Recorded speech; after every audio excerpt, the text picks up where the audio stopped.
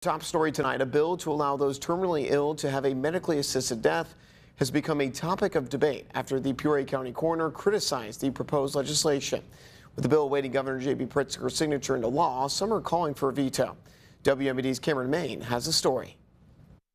So what happens if somebody goes past 6 months, or what happens then? It's a legislation that has many groups torn. The aging agency took a neutral stance on the bill. They say they understand why some people suffering from terminal illness would want to have the choice of choosing when to die. But they also get the other side. It was just heart-rending and horrible testimonies on both sides. For a lot of it involved these very unique situations where something happened in another state where somebody was given medication to die and they didn't die and it ended horribly. This legislation took center stage when the Peoria County Coroner raised concerns of the bill. Currently, the physician and the person terminally ill are the only people who decide on giving the patient death-inducing medication. The coroner says there's no third-party oversight on that decision. My job is to make sure by statute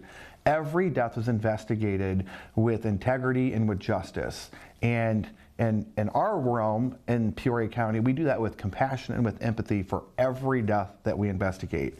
And unfortunately, the legislation as it's written takes us out of that picture. Folks at the aging agency say the conversation has become so difficult because few people want to talk about the day they die. Our whole society has a death denial, like everybody's denying death. And, the conversations around end of life, people avoid them like crazy. While the aging agencies have taken a neutral stance, they say the state should give more support to caregivers. So whether we're talking hospice, palliative care, or general advanced planning, caregivers need strong support systems. As of now, on behalf of all coroners, Harwood is asking for the governor to veto the bill. We don't have a stance pro against any of this as a whole with the bill, but we want to make sure that we can be brought in to investigate if we need to, and that there's integrity and justice in that death and in that investigation. Reporting in Peoria, Cameron Main, WMBD News.